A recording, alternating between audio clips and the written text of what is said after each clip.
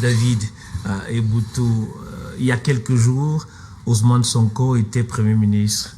Quelques heures après, ou quelques jours, il retourne à l'Assemblée nationale, il devient président. Est-ce que, comme on a l'habitude de dire au Cameroun, ce n'était pas le schéma final dessiné par cette formation politique?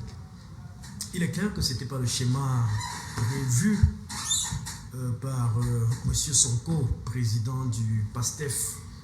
Mais je crois qu'il a été prévoyant en mettant son mandat de député en suspens. Et l'on voit aujourd'hui que cela lui bénéficie. Il ne l'a pas totalement retiré. Il a suspendu ce mandat et c'est ce mandat-là qui lui permet de retourner à l'Assemblée nationale aujourd'hui et de bénéficier... Et de devenir président. C'est ça le problème, parce qu'il pouvait bel et bien retourner à l'Assemblée nationale, siéger comme un élu, mais pas être au niveau du perchoir. Il est président d'un parti politique et ce parti politique forme le bloc le plus puissant et majoritaire au niveau de l'Assemblée nationale. Et c'est ce groupe parlementaire-là qui a décidé de faire de lui le président de l'Assemblée nationale. C'est comme cela. C'est logique. Et surtout que le président de l'Assemblée nationale, M. Ndiaye, Malick Ndiaye, jusque-là, qui est l'un des plus fidèles des fidèles, à l'aurore même de la création du PASTEF, n'a pas hésité à lui céder son fauteuil, avec la vraie fausse démission, en réalité pour lui faire la passe et se retrouver là. En réalité, cela consacre au moins une chose. Ceux qui pensaient qu'il n'y avait pas friction à la tête de l'État sont aujourd'hui convaincus qu'en réalité, il y a un divorce manifeste entre Diomaye et Sonko. Au départ, il y a des spécialistes qui sont allés dans le sens de penser que cela était rentré dans une sorte de stratégie pour ouvrir une vanne à Sonko. Mais lorsqu'on a écouté attentivement, et d'ailleurs je vous en remercie pour les extraits, j'ai d'ailleurs suivi tout l'ensemble du discours de Sonko dans votre média. Ouais. Quand on a écouté le discours inaugural de M. Sonko aujourd'hui, sa première prise de parole comme président de l'Assemblée nationale du Sénégal, il a été clair. Dès ses premières phrases, il a rappelé qu'on ne peut pas faire du PASTEF sans PASTEF. Dès ses premiers mots, il a rappelé que le Premier ministre, qui vient de le remplacer à la tête de la primature, oui. Ce dernier a été nommé sans la consultation du parti majoritaire qui est le PASTEF. Cela montrait déjà des signaux clairs. Et il a dit que cela ne va pas continuer dans ce sens-là. Bien qu'il l'ait atténué en rappelant qu'il n'est pas là pour bloquer ou alors pour créer une espèce de cohabitation qui va bloquer les institutions, mais on a bien compris que dans le fond, en réalité, Sonko comptait bien prendre sa revanche en devenant deuxième personnalité du pays. Donc, comme je l'ai dit hier à mon prologue, nous, panafricanistes, avons fondé beaucoup d'espoir en ce duo qui se transforme aujourd'hui en un duel violent, ouais. Et qui finit par interroger et amène les uns et les autres à se dire que peut-être la jeunesse n'est pas toujours assez mature pour un certain nombre de fonctions. Mais nous pensons simplement que cela peut s'expliquer par l'exercice du pouvoir qui peut amener les uns et les autres à un moment précis à épouser ce que les techniciens de l'histoire appellent le matérialisme historique. Le matérialisme historique, c'est ce type d'événement qui s'impose à vous et change totalement le cours de l'histoire. C'est-à-dire que Diomaye, que l'on jette à la vindicte populaire aujourd'hui, moi je préfère rester froid, c'est vrai, est arrivé à assumer les hautes fonctions de son pays. Il a été, on peut lui prêter beaucoup de bonne foi, parce que comme je vous l'ai dit hier, la première décision qu'il a prise, c'était de renforcer les pouvoirs du Premier ministre Sonko, mais tout de suite, il a été confronté à l'exercice du pouvoir. La dette et tout ce que mon frère Blaise a rappelé hier, qui font qu'il s'est dit, est-ce qu'il faut rester sur la ligne dure, initiale, du panafricanisme, du néo-panafricanisme tel que porté par le PASTEF dès sa création, c'est-à-dire une ligne radicalement souverainiste, une ligne radicalement opposée contre le néocolonialisme. Est-ce qu'il fallait rester sur cette tendance-là, quitte à faire fuir les partenaires internationaux? Il aura fallu que Diomaye commence à mettre un peu d'eau dans son vin. Et la suite, c'est que Sonko, qui lui est resté confiné au niveau de la primature, n'a pas très bien compris pourquoi ce type de décision qui n'associait pas toujours justement sa façon frontale de voir les choses. Et le clash que les uns et les autres craignaient est donc arrivé. Donc je sors en disant que je crois, s'il faut faire une lecture purement réaliste, je crois qu'entre le projet de société qu'on peut porter et le programme qu'on peut implémenter une fois au pouvoir, il ne faut pas toujours être assez ferme.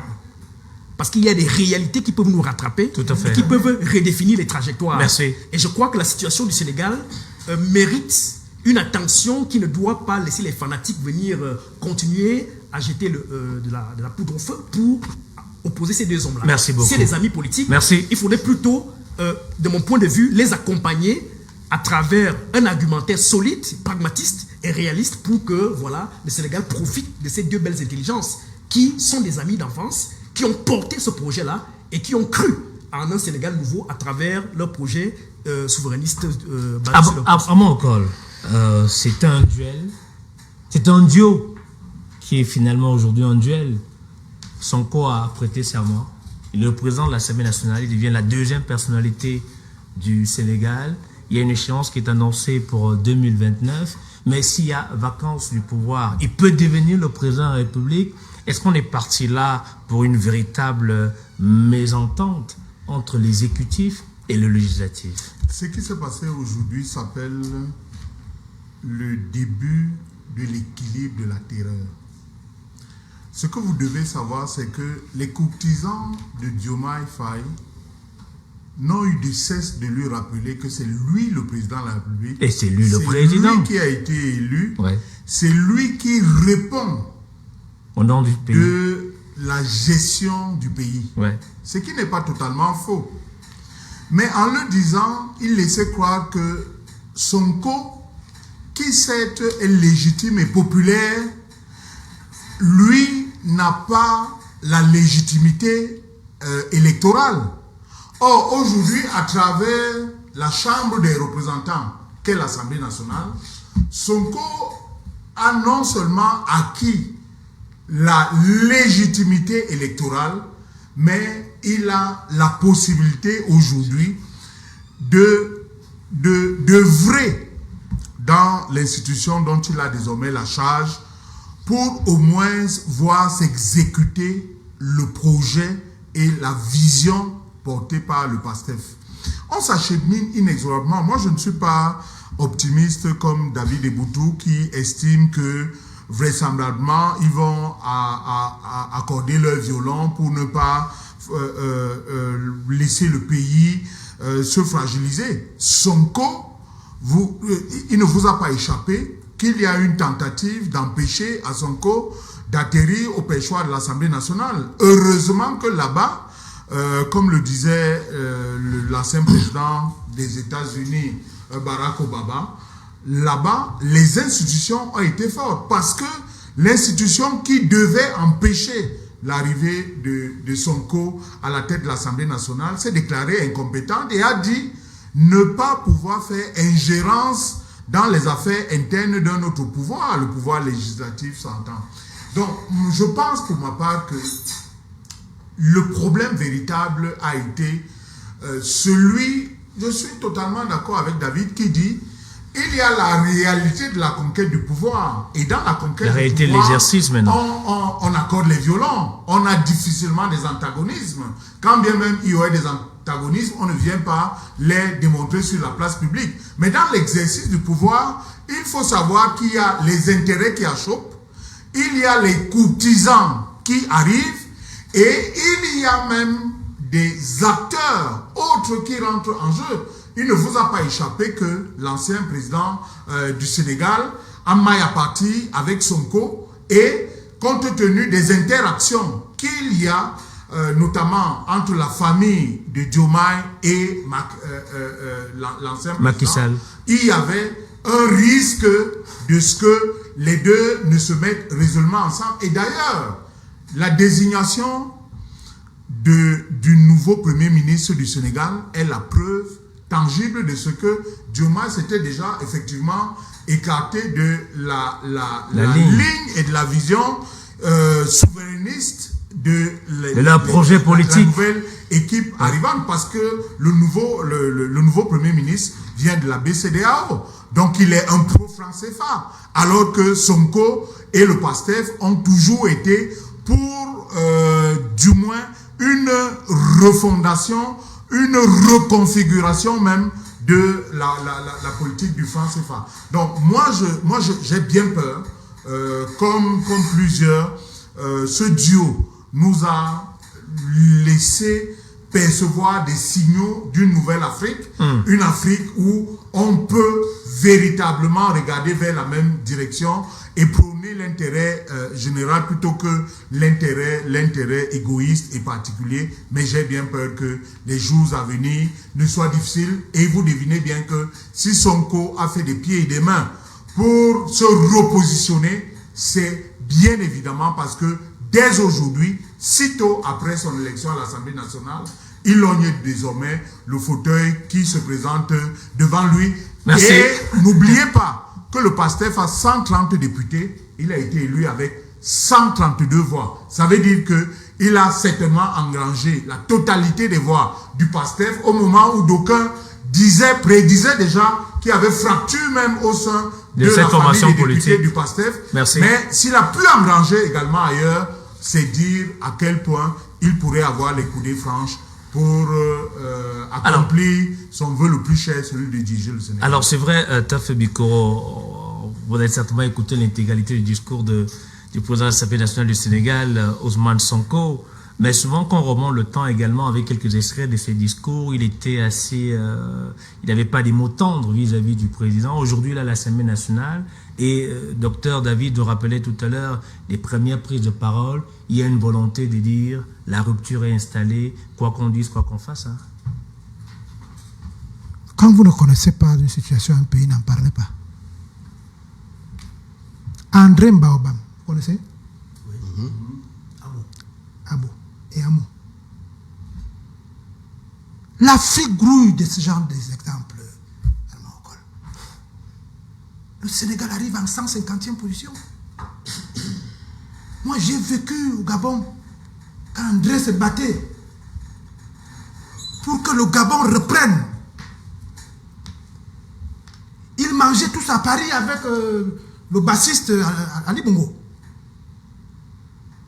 On les appelait Abo et Amo. 4 réunions à Paris, ils sont rentrés. Bongo a dit, j'ai compris. Je vous donne le pays. Des frères. Armand, vous aspirez à arriver au pouvoir, scrutez bien le pouvoir et interrogez le rétroviseur. C'est pour ça qu'on vous invite. Je suis là pour ça. Pour et alors dire. Vous connaissez le SOPI au Sénégal?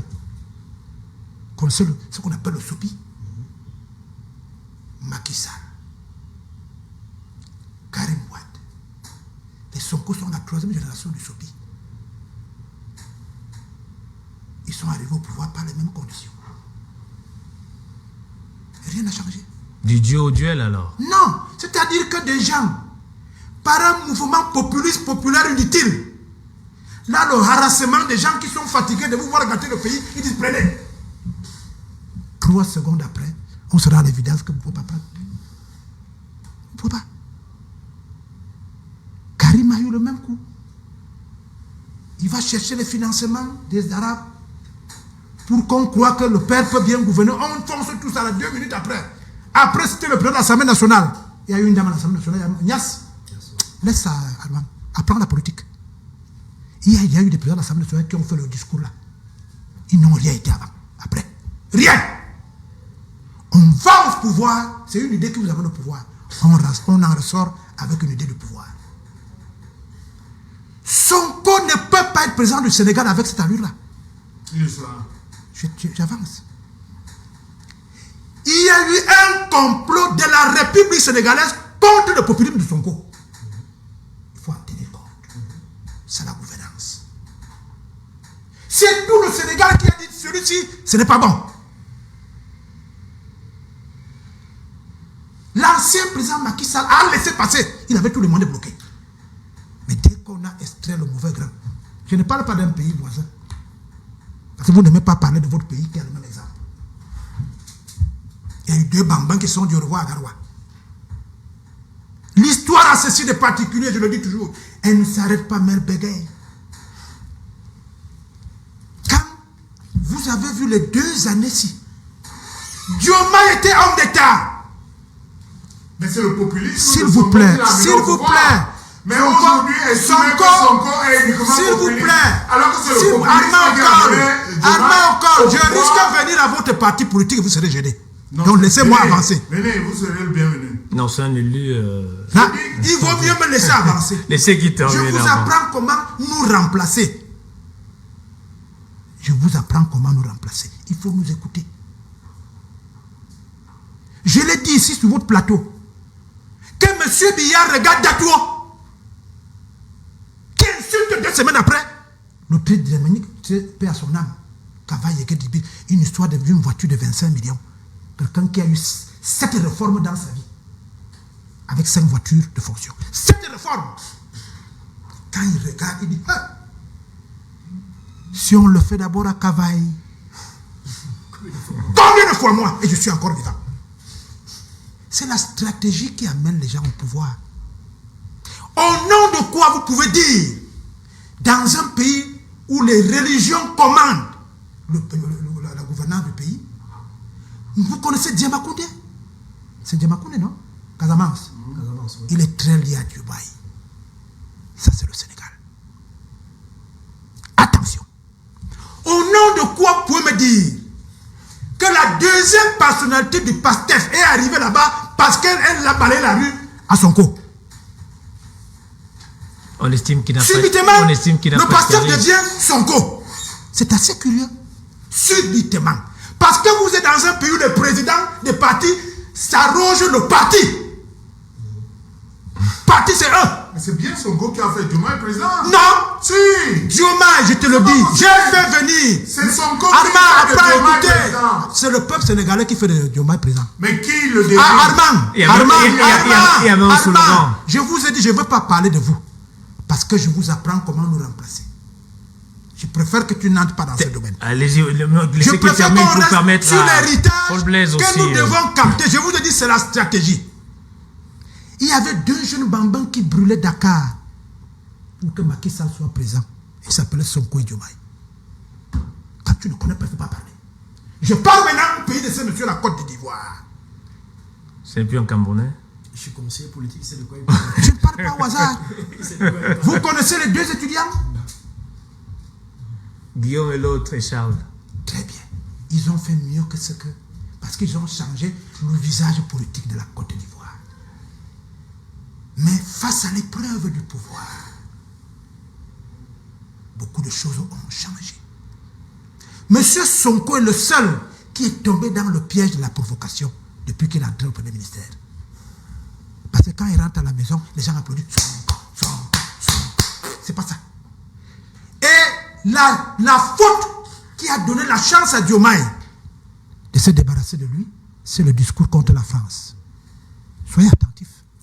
Il a beaucoup laissé faire les choses. Il a beaucoup laissé faire les choses. Quand il a dit des choses que l'on dit à la réunion du parti,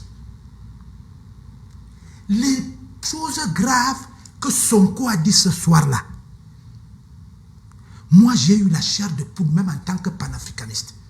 Tu sais que quand on revoit nos émissions aujourd'hui, vous et moi, on se demande comment on est encore vivant. C'est la vérité. Un homme d'État.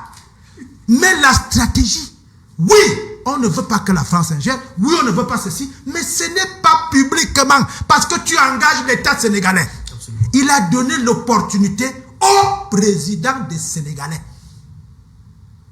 pas au type qui fait le meeting au stade, de se débarrasser de ce qui l'empêche de gouverner. Merci. Et je termine par là. Merci, merci. Le Sénégal, jusqu'à preuve de contraire, est un pays présidentialiste. Je ne sais pas ça, Jean. Le temps de parole. Hein?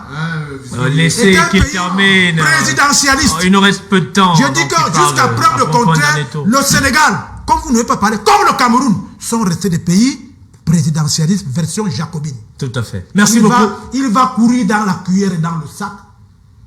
Il a encore son procès qui n'est pas fini.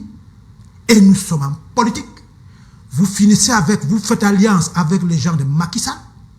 Et l'affaire est réglée dans 3 ans quand il y aura élection. Merci beaucoup, Tafé Bikoro. Blaise. Oui, alors, moi, lorsque l'audio a accédé au pouvoir, comme ça, à vue de nez, la place où moi je donnais à Sonko, c'était l'Assemblée nationale. Pour qu'il n'y ait pas un lien hiérarchique entre le président et lui. Lui, il avait, je l'ai dit hier, il a la légitimité politique. Parce qu'il est populaire, voilà. Il est président le porte-parole du peuple. Il est le président du parti. L'autre a la légalité institutionnelle. C'est lui le président. Et la légitimité souveraine.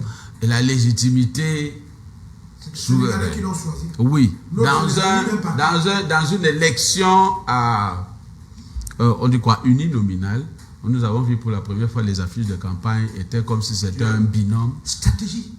Binôme. Donc, il y a eu donc un transfert de popularité. C'est-à-dire que de Sonko vers Diomaye. Mais vous gardez la parole. Diomaye Moi, Sonko était là pour régler. Et je pense même que s'il n'a fait que 54%, c'est parce que ce n'était pas... Il aurait pu faire le score du Béninois qu'on a vu. Mais Paul Blaise, gardez un peu la parole. Moi, je vous pose cette question. Mais tout à l'heure, Tafa nous a expliqué que ce n'est pas la première fois. Mais le président actuel du Sénégal était quand même le secrétaire du parti. Donc, c'est une tête pensée. On ne peut pas estimer que c'est rien, que ça ne représente rien. Le cas du parti à président de la République. Hier, pendant que la plaquette circulait, qui annonçait ma participation à l'émission, quelqu'un m'a appelé pour me dire que, mais tiens, maintenant que je vois, tu as toujours voulu qu'on te lise sans qu'on mette un visage sur tes écrits, tu vas maintenant aller aux avant-postes. Mais j'avais déjà un projet dans le tiroir, voilà, je te voyais bien prendre le secrétariat général. Tu vois, il crée sa chose, il me donne le secrétariat général pour l'estime ou l'amitié qu'il a pour moi. Bon, ça me confère quelle légitimité, quelle force. Bon. Aujourd'hui, donc, on a vu à l'Assemblée nationale comment Sonko a eu un vote de confiance qui est allé au-delà du nombre de sa famille politique. Oui. Être élu à 132 alors qu'on n'a que 130 élus, il faut le faire. Il a même grappillé dans l'opposition, cette opposition qui a voulu saisir le Conseil constitutionnel à connaître une affaire, un article qui porte sur le règlement intérieur d'une institution qui a un pouvoir à part. Heureusement, ils ont été dégoûtés. Ils sont très faits au Sénégal en matière de droit. Sonko tient donc aujourd'hui l'appareil parce que alors la loi du président de la République nomme, demain, organise le pouvoir législatif,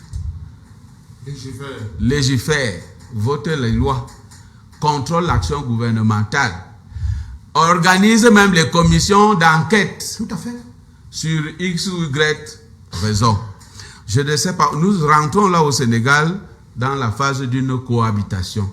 Le discours du président de l'Assemblée, il dit qu'il ne va pas bloquer, il ne vient pas là pour bloquer l'action gouvernementale.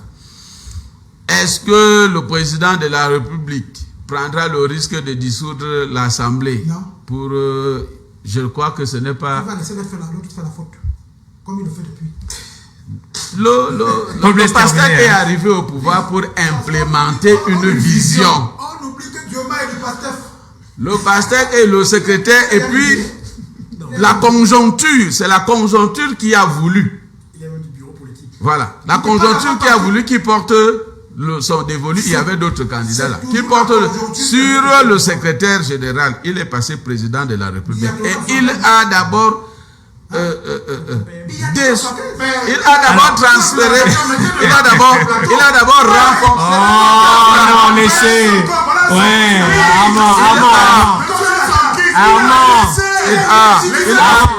terminez, Paul Blaise. S'il vous plaît, terminez. Il a transféré quelques pans du pouvoir présidentiel au Premier ministre. Pour que, bah voilà, c'était... Merci Paul Blaise. Merci. Laissez-moi chuter. On va essayer. Laissez-moi chuter parce que quand je parle, Terminé. Je ne sais pas. On est après le temps. Alors, merci. Je n'ai presque rien dit sur ça. Merci. C'était notre sujet principal aujourd'hui. Essayez d'écrire, montez-vous juste sur le plateau. Oui, le patriarche est là. Non, vous avez peut-être parlé, non? Voilà. Est-ce que vous êtes musulman? Ce qui se joue au Sénégal est très intéressant. Et j'ai été quand même surpris que le panafricanisme dise que le Diomaye, Sonko aurait franchi le Rubicon en s'attaquant à la France. Non. Bon, vraiment, ça me prouve donc que... Ça prouve donc... Oui, mais alors... Le Sénégal... Ils sont venus là, il allait en France, le président là, il est en France avec ses 2 épouses pour aller dire à la France, terre qui interdit la polygamie. Merci beaucoup. Mais alors, merci. Qu'il sanctionne son premier ministre parce qu'il est radical contre l'homosexualité et le panafricaniste dit que là, il a franchi le Rubicon. Non, merci beaucoup, cher monsieur. Merci. Le président n'a pas été finalement inféodé par ses lobbies, par ses... S'il vous plaît. On vous a écouté. Parce que quand un président qui est proche de Ouattara et nomme un banquier comme nous allons essayer de faire un dernier tour de table. Mais le dernier, je vais d'abord lire ce message qui nous vient. La personne qui envoie le message s'appelle Stanislas Amoa. Il dit qu'il est journaliste béninois. Il nous dit bonsoir à vous. Je vous suis en direct. La présidente du Sénégal a démenti avoir saisi le Conseil constitutionnel. Alors, on revient à vous, David, pour le dernier tour de table sur cette question. David, nous avons dit que c'est le député de l'opposition. Mais en réalité, il y a le législatif, il y a l'exécutif. Et en principe, dans un pays où les règles sont établies, comme le droit, ce n'est pas un problème. Oui, bien entendu. Mais je crois que le Sénégal nous offre là une opportunité encore d'interroger le laboratoire de sciences politiques qu'il est en réalité. C'est-à-dire que nous aurons le temps de découvrir comment va se faire, comment va se praticabiliser, n'est-ce pas, cette nouvelle cohabitation politique. Et pour les chercheurs, ce sera très intéressant de voir comment ça va se faire. Parce qu'effectivement, d'un côté, nous avons 2 camarades du bureau politique du PASTEF. Ouais. L'un qui était second et président de la République. Le premier est passé patron du corps législatif. Et on sait très bien qu'il y a quelques frictions. Maintenant, comment vont-ils cohabiter? C'est là la grande question. Mais je pense... Vous souhaitez quoi en fait? Vous souhaitez voir J'ai commencé à le dire, oui. Que je m'inscris sur une perspective heureuse, une perspective plutôt normalisante des rapports entre ces 2 fils d'Afrique. Parce qu'au-delà de tout, si vous avez bien lu Sonko entre les lignes, ce n'est pas un va-t-en-guerre absolument. Il a laissé voir quelques failles. En disant au président qu'il faut te ressaisir? En rappelant simplement les idéaux du PASTEF. En disant au président il faut se ressaisir. Non, en rappelant que nous avons été, trivialement, qu'est-ce qu'il a dit? Nous avons été portés au pouvoir sur la base d'un projet. Nous espérons et nous souhaitons être associés en ce qui concerne toutes les décisions prises pour celles des personnes qui doivent implémenter ces projets-là. Il est revenu par exemple sur le cas du Premier ministre. Il a dit, le Premier ministre par exemple, n'est-ce pas, qui vient s'immiscer dans le projet qui nous a porté là, ne connaît pas. Non, t'as fait, pardon, s'il vous plaît, laissez David terminer. Laissez David. On est à la fin de l'émission. Je suis en train de décrypter le discours du Premier ministre, de l'ancien Premier ministre Sonko, qui rappelle qu'on ne peut pas nommer quelqu'un qui ne partage pas toujours la même vision, n'est-ce pas, de départ que le PASTEF. Il le dit très clairement. Il salue l'arrivée du nouveau Premier ministre, mais il dit qu'en dépit de tout, il y a quelques points de divergence qui font, et il les a cités énormément, la question du franc CFA, et ainsi de suite, la question des relations bilatérales, et ainsi de suite, et la question des fonds politiques. Il a cité un certain nombre de griefs qui font que, bon voilà, il y a des lignes de démarcation. Mais nous pensons qu'au-delà de tout, il faut croire en ce Dieu qui nous a fait rêver. Et je crois quand même que les uns et les autres pourront, à partir du recul nécessaire qu'ils auront, se mettre ensemble pour proposer au Sénégal quelque chose de plus heureux. Je sors en disant que nous analysons sur les signaux qu'on nous envoie, n'est-ce pas? Mais nous ne sommes pas dans la réalité de l'exercice du pouvoir au Sénégal. Parce qu'on ne sait pas ce qui se passe ce soir entre un Diomaye qui a quand même donné le nom de son dernier fils à son corps. Et qui peut l'appeler pour dire, viens qu'on en discute, À deux. Merci. Est-ce qu'on nous dira toujours ça? Ils devaient le faire là-bas. Est-ce qu'on nous dira toujours ça? Donc je crois qu'il y a des coulisses du pouvoir, le côté officieux du pouvoir, qui peut prendre le dessus et qui, selon nous, qui pourrait nous renseigner. Merci, merci, merci à vous. Mais je crois que Paul Blaise. il n'y a pas lieu, il n'y a pas lieu de verser dans un défaitisme. Paul Blaise, reprenez la parole. Oui, je suis tout à fait... Vous parlez de cet avenir. Oui, alors l'avenir, ça sera un très bon sujet à observer de sciences politiques, comme David a dit. Qu'est-ce qui va se passer maintenant? On doit observer attentivement cette cohabitation qui s'inaugure aujourd'hui. Mais il faut vivement que les uns les autres, c'est un pays, il a des particularités, il est d'abord homogène. C'est-à-dire qu'ils sont tous des Sahéliens là-bas. Donc c'est très facile et on connaît la culture, le mindset des Sahéliens. Voilà. Mais il y a quelques chrétiens, je crois. Voilà. Donc, mais au moins, avant que la religion qui est importée n'arrive, ils sont d'abord des Sahéliens. Ils sont d'abord les Sahéliens et ils savent aller une fois avec l'un. Ils savent pas. C'est pour cela que le Sénégal est particulier. Nous devons regarder et espérer effectivement qu'il y aura des missions de bons offices qui vont rapprocher les deux parties. Et permettre au pays de connaître. Ça serait un très mauvais message quand la génération de David et Boudou aspire à prendre le pouvoir et qu'on dise que, regarde, on vous a fait confiance au Sénégal, qui est la vitrine de la démocratie en Afrique.